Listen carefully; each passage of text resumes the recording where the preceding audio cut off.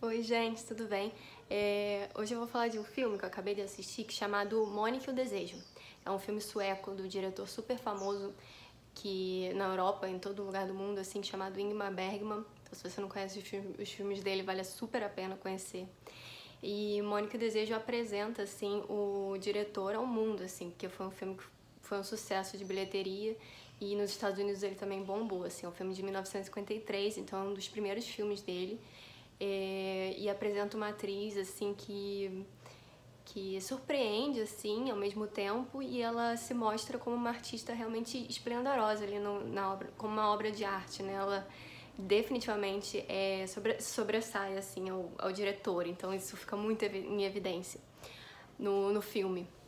E tá. Ela aparece com, né, com um shortinho, com um corpo, né, mais pele, e isso traz uma polêmica até para dentro da Suécia, que é se apresentando como um país realmente liberal, assim, com relação às mulheres e essa exposição do corpo da mulher, que aparece no filme e fica muito em evidência, assim. Então, tô achando essa luz um pouquinho... Tá, acho que tá bom. E aí aparece esse filme, ela sendo uma atriz incrível, e Mônica e o Desejo é um filme que conta a história de um casal, a Mônica e o Harry, que eles são um casal muito jovem, e eles têm problemas com o emprego e buscam fugir daquela capital, né, que estava muito sufocante para eles dois, e eles vão pra rebeldia, assim. O filme tem umas tomadas incríveis, assim, dentro do barco. Então eles passam grande parte do filme, são externas, né? Nesse barco, assim, nessa lancha, na verdade, chega a ser um barco pequeno. E eles passam grande parte do filme, assim, nessa aventura, né? Que os dois se colocam e largam o emprego. Ele era de uma família um pouco mais abastada, assim, tinha um pouco mais de dinheiro. E ela trabalhava numa quitanda, e eles dois fogem juntos e vão pra essa ilha e vivem o que eles têm que viver ali. Durante o filme, ela assim, aparece, tá com uma blusinha, né, um short, e tem umas tomadas lindas, assim, nela dentro, em alto mar, né. Eles têm algumas crises, assim, durante esse momento que eles estão juntos, mas eles se mostram pessoas que estão realmente abertas ali pro encontro. E isso fica muito lindo em evidência ali, porque eles dois são muito jovens. Ela tem aproximadamente 17 anos ali, a personagem, e ele é 10 anos mais velho, mas o ator, né, é 10 anos mais velho, mas ele interpreta um jovem mais ou menos dessa faixa etária dela, que é os 18, 17 anos. E é engraçado a gente voltar, né, nessa coisa do juventude tão intensa, assim. E o Bergman tá falando exatamente disso, assim, dessa juventude que tem uma esperança, mas ao mesmo tempo tá cheio de problemas, tá vivendo um sistema de caos e dezenas de coisas que estão tão duras na realidade, né? Então eles vão retomar o que eles pretendem desde o início, né? Que é a esperança, a necessidade de abertura, assim. Dá muito errado, obviamente, essa fuga deles, eles não têm muito sucesso durante esse momento, eles voltam pra capital e começam a viver juntos, aí eles já estão um pouquinho mais velhos e tudo mais, mas a Mônica tem um filho, né, um filho do casal, e eles começam a viver juntos, então eles têm que enfrentar a realidade como adultos e agora com um filho, então eles vão ter que se escorar na realidade, assim, não tem pra onde muito fugir.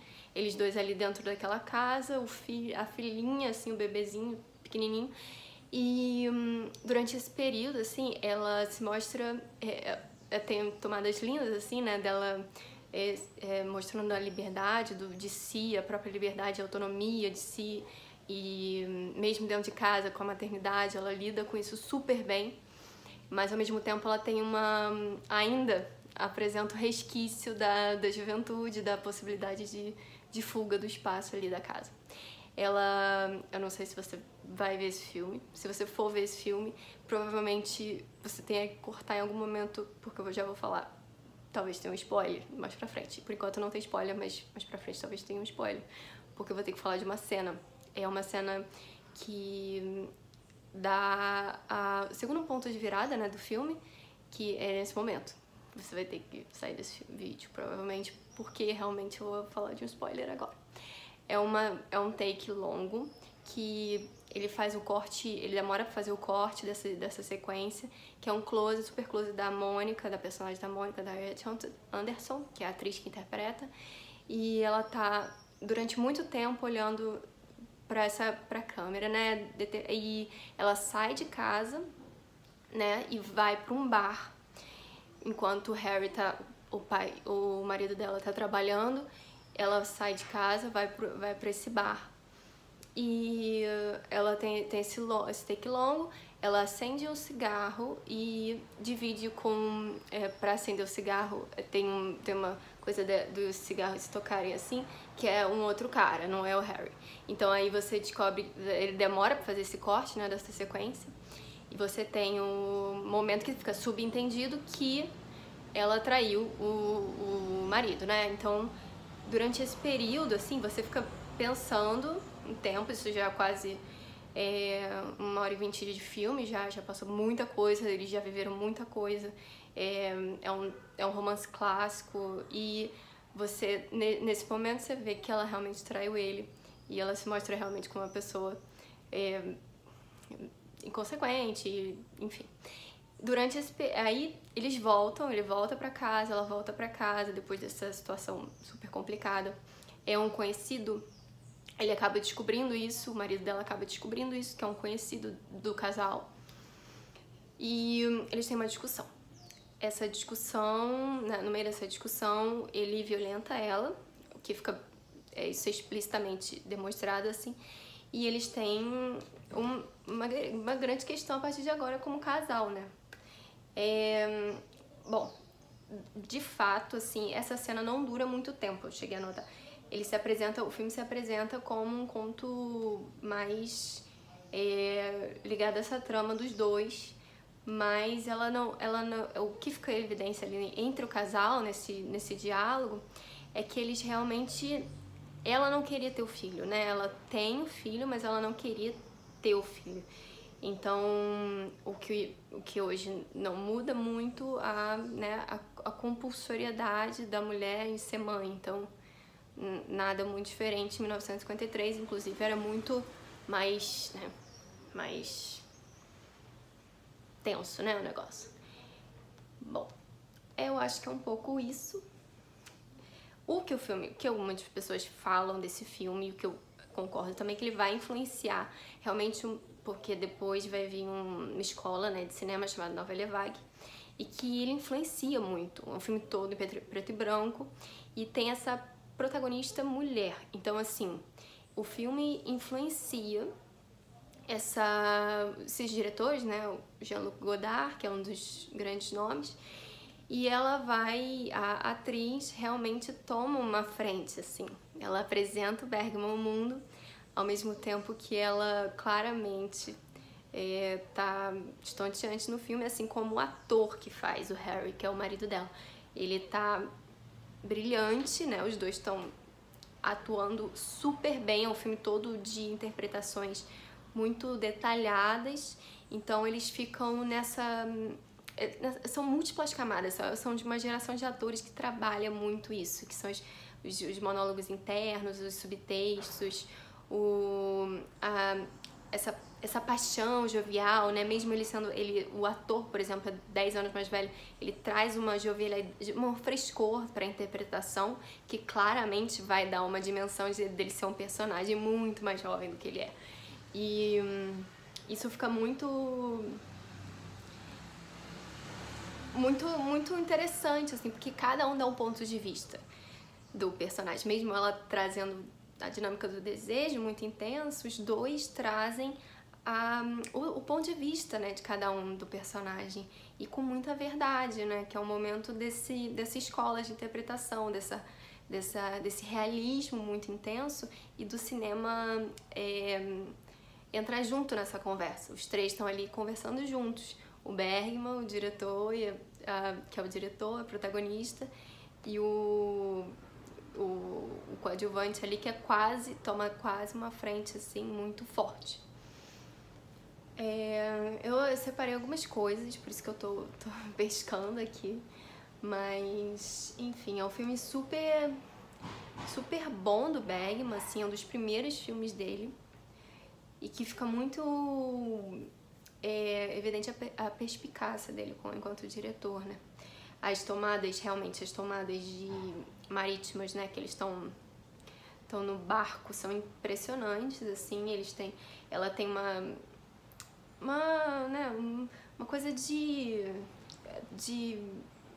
trazer, né, o lugar, né, esses planos gerais que dão um lugar, assim, e contam muito da história, que ali é a juventude transviada dos dois, a rebeldia deles sem causa ali, mas contada a partir de um plano geral que ele dá dentro dessa história. Eu acho que é isso o que eu queria falar desse filme. Tem essa coisa eu não sei falar sueco, mas o título é Sommaren med Monica, que é tipo o verão de Mônica. Ele foi traduzido como Mônica e o Desejo. Então, é um verão da Mônica na tradução original, e foi traduzido, então isso virou também uma questão, porque o verão é diferente do desejo.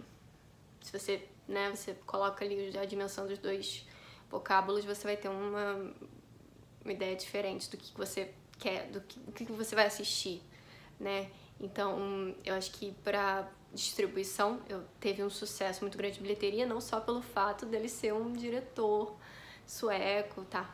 Mas da atriz estar na capa de um filme com um shortinho, ou uma coisa mais sensual que dê uma, né, que coloque ela em um lugar mais de sexualizado, porém, vou destacar isso. O filme, ele não sexualiza de uma forma vulgar ou de uma forma que objetifica ela. Ele realmente deixa em evidência a atriz enquanto construção de personagem, os dois ali, sabe? Não é uma coisa totalmente... Não é uma coisa nada vulgar, assim. Bergman, ele tem muito cuidado com relação a isso, as sequências e os planos, né, que ele vai filmar ela com esse figurino mais exótico, mas que não é comum pra época, em 1953, ele vai tomar um cuidado completamente especial, e você vê isso pela sensibilidade e pela câmera, assim, tem uma sensibilidade muito intensa ali entre o diretor e a atriz, sabe? É um encontro que foi um sucesso, assim, de bilheteria, não só pelo fato dela ser linda, maravilhosa e tá ali se expondo, mas ele também tem um olhar muito sensível com relação a ela, sabe? Então, isso fica óbvio e influencia, né? Influencia no cartaz, no título do filme. Não tem como falar isso, porque ele tá ali de encontro ao desejo, ok, mas assim, é o verão, entendeu? Então, tá ali. Eles estão ali no mesmo espaço e dividindo o mesmo campo simbólico, que é o mais importante ali entre os dois, né? Eles não estão... O verão não quer dizer que é só calor, ele quer dizer, né, um campo de imagens poéticas e de substratos que dão camadas pro filme. Então, é por isso um pouco que a tradução, a distribuidora, alguma questão dessa, colocou a tradução desse título assim. Eu acho que é isso, gente. Qualquer coisa a gente pode conversar depois mais sobre esse filme. Se você tiver alguma dúvida, é só colocar aqui nos comentários. Compartilhe esse vídeo para alguém que viu e faça do seu clube de filmes muito feliz, pra gente comentar junto, tá? Então é isso. A gente pode comentar em outras redes sociais, não só aqui, em outras redes, sobre esse filme. Eu vou tentar colocar todos os vídeos agora no YouTube. Ele estava no meu IGTV, só que o IGTV, ele começa a travar, não dá muito certo. Tô colocando aqui no YouTube, pra facilitar esse acesso aos vídeos, os vídeos terem um pouco mais de consistência e vão ficar um pouco mais longos, só que eu acho que vale a pena. Não é tão mais longo assim, mas vale a pena, porque vai virar uma outra forma de diálogo. Tô abrindo outro campo aqui, que vai ser das coisas de cinema aqui, tá? É isso. Um beijo.